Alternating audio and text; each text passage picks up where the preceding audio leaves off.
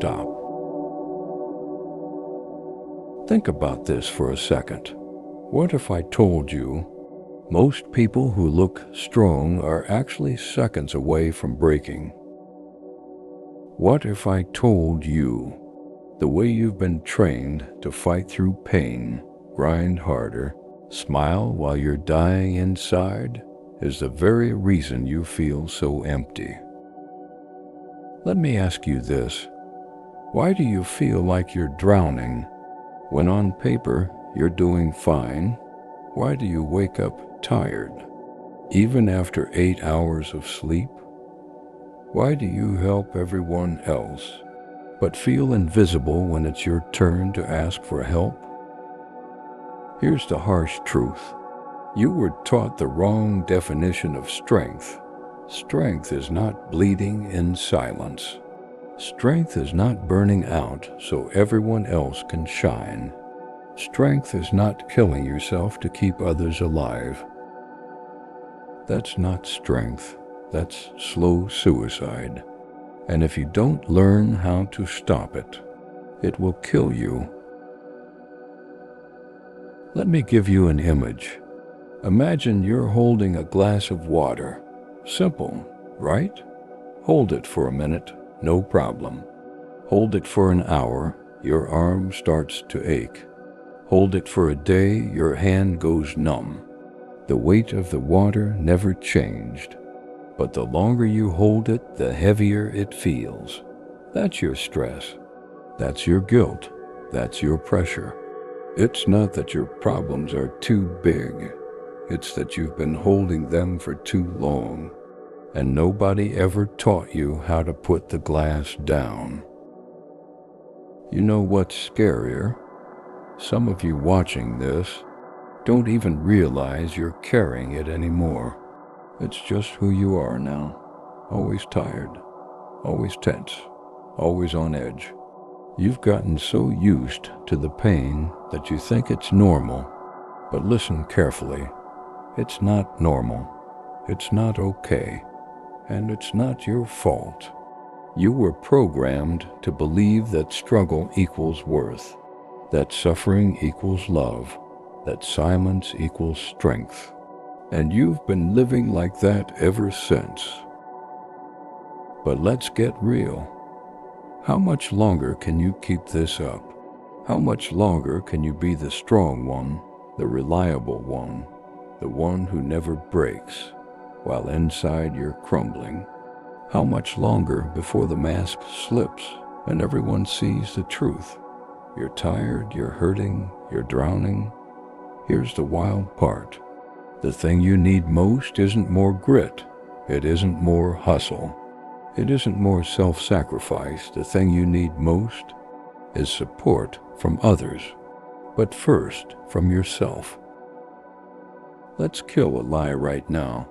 Self-support is not selfish. Taking care of yourself is not weakness. Asking for help is not failure.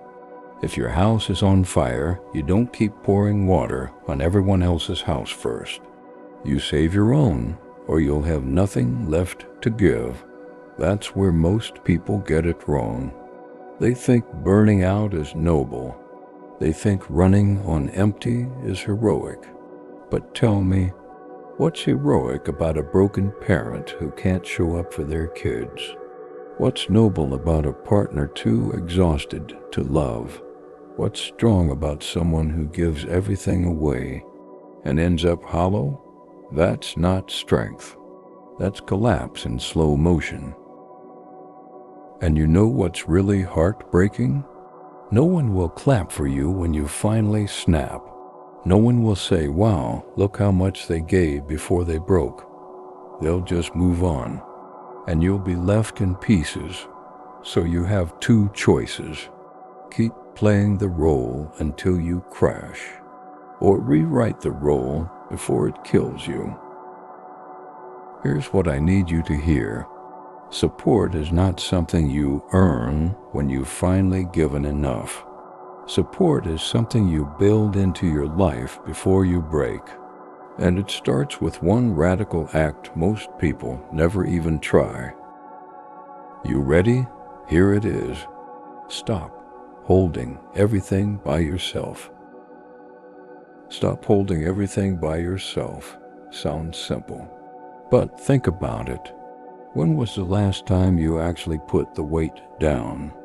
When was the last time you said, I can't do this alone?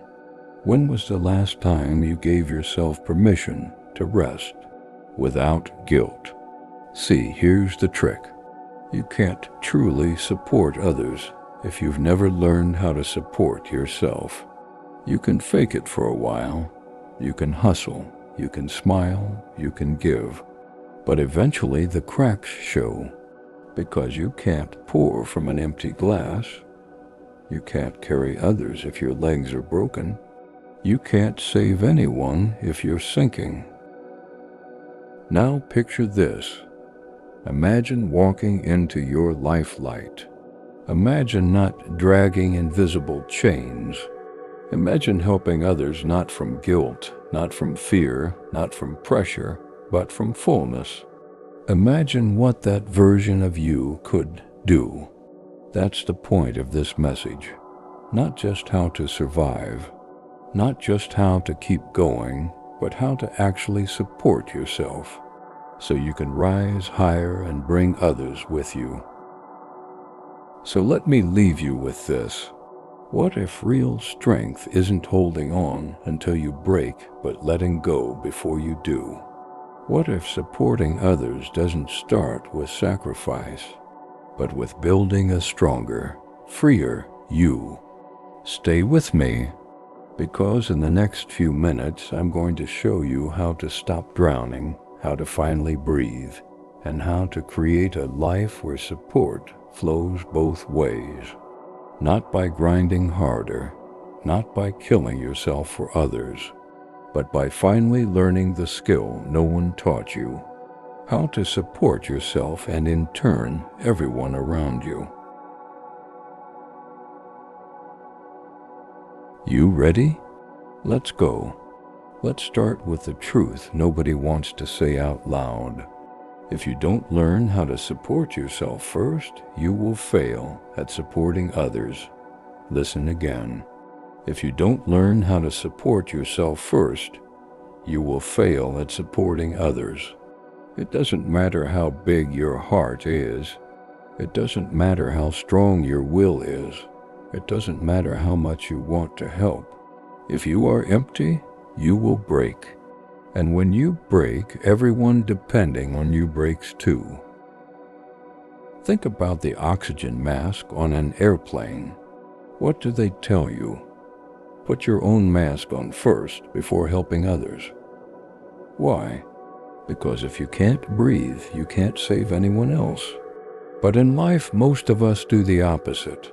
We hold our breath. We give our air away. We wait until we're gasping before we admit we need help. That's not noble. That's deadly. Let me destroy a myth right now. Self-care is not selfish. Say it out loud with me. Self-care is not selfish. You can't run on fumes. You can't keep pouring when the tank is dry. You can't help anyone if you're running on nothing. Taking care of yourself is not a luxury. It's survival. It's strategy. It's power. Here's the trap. You've been told your worth comes from what you do for others. You've been told resting makes you lazy. You've been told saying no makes you weak. Lies. The truth. Boundaries are power. Rest is fuel. Saying no is protection. And the moment you accept that, you stop breaking yourself for people who would never do the same for you. So how do you start? You start small, one choice at a time, one habit at a time. You don't need a 3-hour morning routine with cold plunges and green juice. You don't need a 50-step plan. You don't need perfection. You need this. Awareness, boundaries, energy. That's it. Awareness means you actually notice how you feel. Most people don't. They run on autopilot. They're stressed but don't admit it. They're angry but call it fine. They're exhausted but keep saying yes. Awareness changes that. It sounds simple, but it's radical. Because once you see the truth, you can't unsee it. You can't lie to yourself anymore. Next comes boundaries. This is where most people fail. You say yes when you want to say no. You give time you don't have. You give energy you can't spare, and you resent it later. Boundaries are not walls. They are doors that you control, doors that you choose when to open and when to close. When you say no, you're not being cruel. You're being clear. You're saying, this is how I keep myself alive. Finally, energy. You have to protect it like treasure, because it is treasure.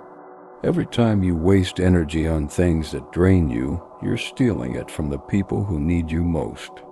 So ask yourself, does this feed me, or does this drain me? Does this move me forward or hold me back? If it drains you, let it go. If it kills your energy, cut it. Protect your energy like your life depends on it, because it does. This is the foundation. Awareness, boundaries, energy. Support yourself first, or you'll have nothing left for anyone else. And once you get this right, supporting others stops being a burden. It becomes natural. It becomes powerful. It becomes unstoppable. Because now you're not giving from emptiness, you're giving from strength. And that's when everything changes. So the question is, how do you actually build this into your daily life? Because knowing it is one thing, living it is another. Here's the shift that changes everything. You are not the character your ego built. You are not the mask you wear. You are not the role you've been playing. You are not the story you keep repeating. You are consciousness, pure awareness, the witness behind it all. This body, this mind, this personality. They are tools, they are costumes, they are the stage. But you, the real you, are the one watching it all unfold. Think about it. Have you ever caught yourself thinking, why am I like this? Who is the one asking that question? It's not your ego. It's not your thoughts. It's the deeper awareness that sees them. That's you. And once you realize this, you are free. Because if you are not the character, you don't have to keep living by the script the character was given. Your ego wants survival. It wants control. It wants to protect itself at all costs. So it builds a story. I am the strong one. I am the victim. I am the provider. I am the fighter. I am the one who never breaks. And you believe it. You wear it. You live it. But here's the truth. That's not you. That's just the mask. That's just the costume. That's just the role. You, the real you, are far bigger than that. Here's the trap. The ego survives by keeping you stuck in the role. It whispers, don't let go. Don't stop. Don't question this. If you stop playing, you disappear. But that's a lie. You are not the role. You are not the story. You are not the pain you carry. You are the one who notices. You are the one who watches. You are the awareness behind it all. Let me give you an image. Imagine you're at a movie theater. The lights go down. The film starts playing. It's loud. It's intense. It's emotional. You get lost in it. You cry. You laugh. You panic. For a moment, you forget it's just a movie. But then the credits roll, the lights come up, and you remember You were just the one watching. That's life. The ego's story is the movie, but you are the audience. You are the consciousness sitting in the seat. Why does this matter for support? Because when you believe you are the character, you suffer every blow. You say, I am stressed, I am broken, I am worthless. But when you know you are the awareness behind the character, the story loses its grip. You don't say, I am stressed. You say, I notice stress. You don't say, I am broken. You say, I notice pain. See the difference? One keeps you trapped. The other sets you free. So here's the key. If you want to support yourself, if you want to live free, stop identifying with the ego. Stop playing the character as if it's your only truth. Stop clinging to the role you were assigned. Stop believing every thought that runs through your head. Instead, remember who you really are. Consciousness, awareness, the one behind the mask. And when you live from that space, you don't carry the same weight. You don't break under the same stress. You don't get lost in the same story because you know, this is not me. This is just an experience passing through me. That's the power of awareness. That's the foundation of real self-support. Not just feeding the character, but waking up the consciousness behind it. Let's slow down for a moment, because if you really want to learn how to support yourself and others, you have to ask the oldest, deepest questions of all. Who am I? Why am I here? What is the meaning of all this?